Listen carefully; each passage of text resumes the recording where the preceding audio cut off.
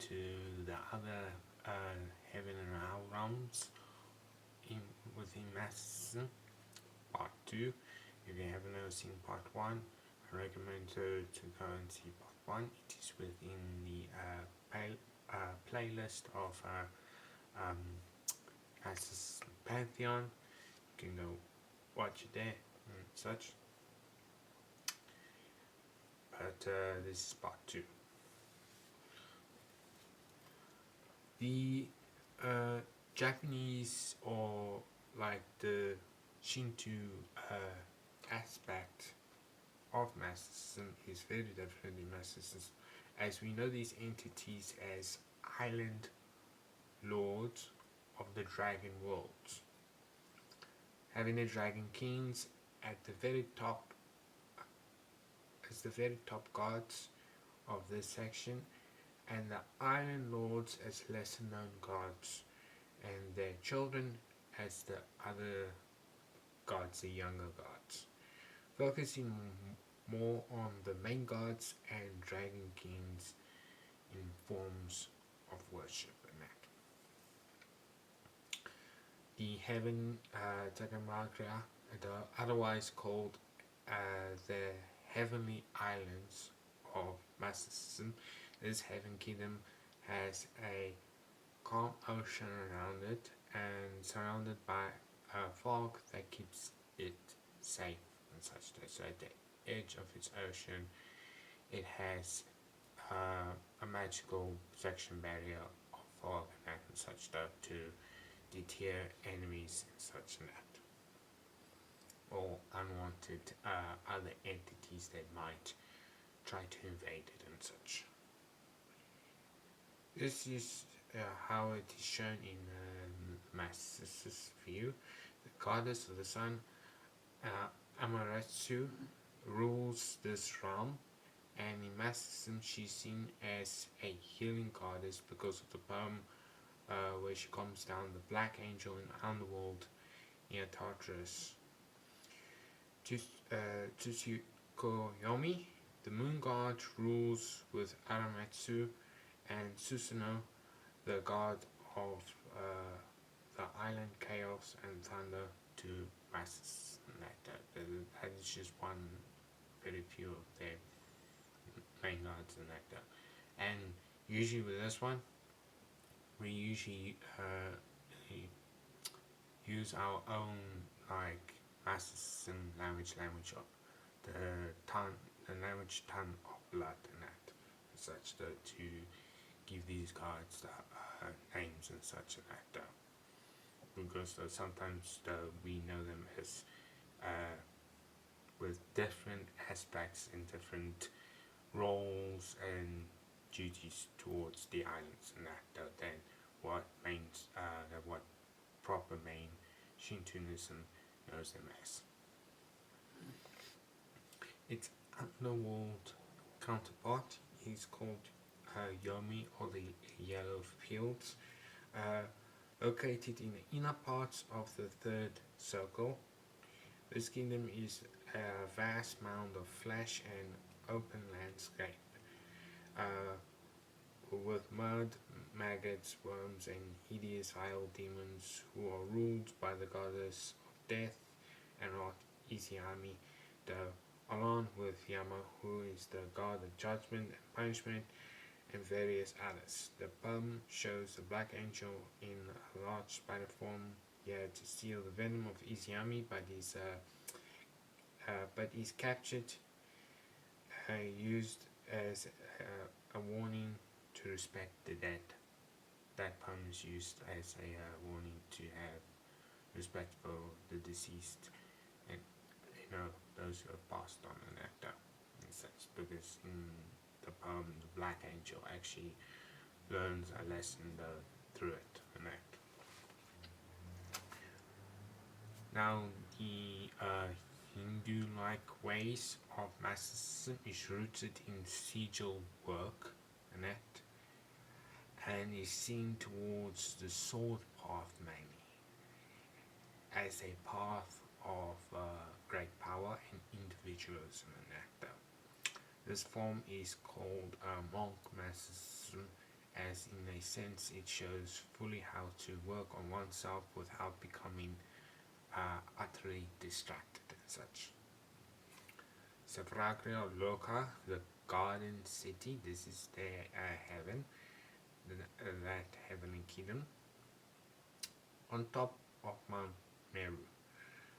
This is where Massicism shows its difference, as we consider this place as a sanctuary where souls await to move into a higher heaven known as Dosh, or in the Massicism tongue, or as Sal El Ras, which means star heavens and that. So if you're waiting in Shifragaroka, that you're cleansing your spirit to move over to like Dosh and such and that heaven that is usually considered to be whatever your peace is, your happiest moment. That's where you'll be and such which means star heavens, a place of pure energy. As to being reincarnated in a Massicism viewpoint, one must first request it from their patron god, and only then can one be sent back down. As after you leave Earth and in the afterlife, you are under the care of the gods who rule that Pacific domain or that Pacific kingdom and such in it. No, because with us, we don't believe that everyone that automatically gets reincarnated is usually a choice for you to make, and that but you must also consult with your patron god, and only they have the ability and the power to usually send you back, because if you escape from that afterlife and you head back to Earth, that's considered a haunting. You're not going to be able to be reborn in a new avatar, in a new vessel. You're going to be stuck in the astral realm again, and then you'll be haunting the living and that is not usually good. It is very much kind of discouraged on that, but it does usually happen. Batala, its underworld counterpart kingdom, located in the fourth circle of the underworld. This is a beautiful kingdom that has houses and temples where the serpent people live, in pleasure and free from suffering with sweet air. However, for some souls, this beauty consumes them as their greed now controls them. A poem of the Black Angel looking through the gems here is strict by the demon lords who rule it, Yami, Nakrakra, and Asuras Donato, and how he broke free from greed, and how Lord Mammon taught him the value of building his own wealth and worth and such. It is the poem uses a cautionary tale to show that being far too greedy can ruin your life and make you make stupid mistakes and that such. So that is their heaven and world and that and such stuff. The Mesopotamian and Babylonian parts of Massicism is what gives it its divine magic practice and wisdom. For this part focuses deeply on that. So Enochian or divine magic that comes from this and these gods who can and lords who can actually teach you such practice and that. And when you're working with divine magic, you're working mainly with these gods and lords and that of these heavens and such. On or Anu, This kingdom of heavens is at the far edge, as it is shown as a cosmic uh, lake of like stones. It is divided up into three parts. So it looks. You'll see. I'll give it a quick illustration here of it. It is divided up into three parts. One for the stars, second for the younger lords, and the last one is for the highest one for the leading gods. It is here that Anu, Marduk, and Enki rule.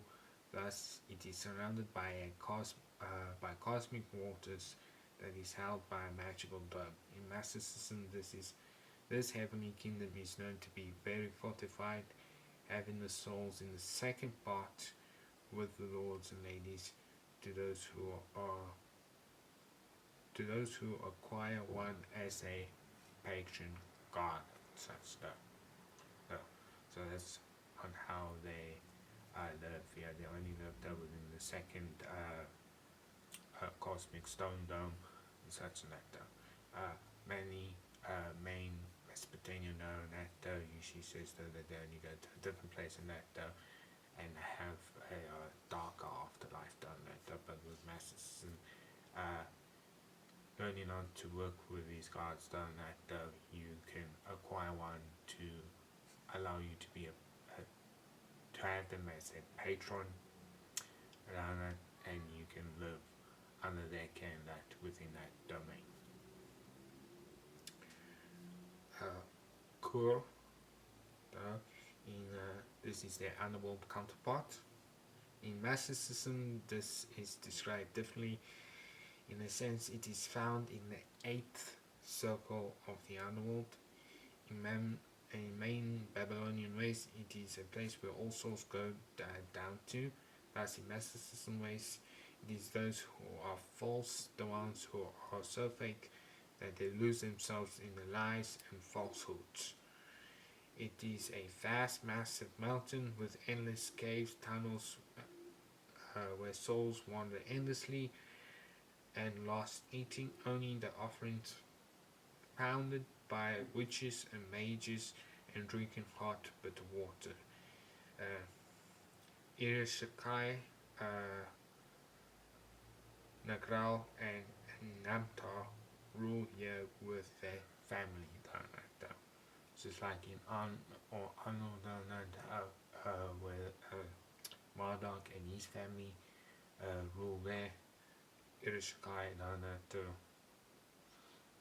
rule with her family and such stuff. Irishakai, the queen and goddess of darkness, Nagal, consort, the god of war and illness, and Namtar, the god of fate and that. Those are just a few to mention and such stuff. So that's what that heaven and that underworld looks like, using divine magic done that in order to get into those places done that and such, or to fall in those places done that, because essentially sometimes you want to avoid the underworld done that. The Goshia esoteric Massicism is the main part of it, and this is what is the most influence, as the main god here is Lucifer, and the two main titans here are Yaldabaoth and Nal. The Silver City, Lucifer ruled the highest heaven and the lower second heaven. As he began his rebellion to rule all the heavens, as was promised him, he had sought to claim and capture all 7 of them, of the city. Thus he had lost when the flaming sword was used against him, and after the Archon Gabriel, after that the Archon Gabriel now rules the 7th heaven, with the Archon Michael behind her. uh, Lucifer and his four lieutenants, who aided him and still stand by his side, uh, Azrael, the angel of death, and the cosmic goddess of celestial death, the Azazel, the leader of the Watchers, and the demon weapons and war on forge, done it. Ashtaroth, the keeper of the flame, and the fourth main lord, and Lord Beelzebub, the lord of pestilence and gluttony, and such.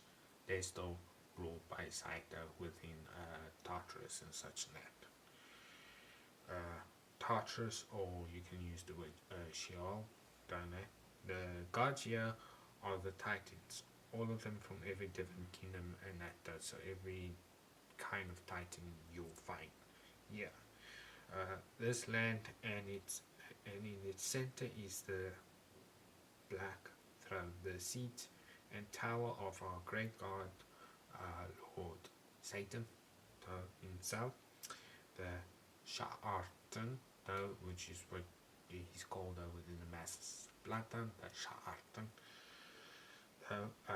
the primordial god of fire and creation, the first to see through all of the other powers, lies and illusions, located in the ninth circle. In fact, it is basically the rest of the ninth circle. It is the whole of the ninth circle. The entire ninth circle, far beyond the section of Halam, which is as the front part, a gate to the circle is located by Hades' kingdom that quickly takes you to the river Styx to head here. Also, the canyon of Dal is located by the Black Throne itself. In Massicism, these dimensions and kingdoms in them are not tiny nor small, they are very large, as it also has its own time frame. Time moves far way different in the underworld to the high heavens, the fade, limbo, purgatory, and so forth, as they are so large that the flow of everything is different. Remember that this realm is not just Terra. The third realm is not just Terra, it is all of the other planets, solar systems, and galaxies that we are able to see and identify in that. That is the third realm. It's not just limited to Earth. Those planets are also a part of this realm, the third dimension. The only problem with us to get to this place is that it's an issue of space and distance. The greater the distance, the harder it is, and such. That's all. Always to remember that our dimension is far bigger than what you think and such though. And know that you're even this tiny speck of dust compared to it, you are kinda still important in your own unique way and such stuff. So I will. That's with all the main heavens and hells though within Massicism and that though, and I will see you with the next video.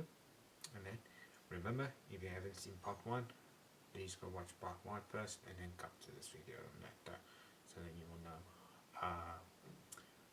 what I'm basically talking about the net and such stuff. Anyways, I'll see you in the next video. Until then, ciao.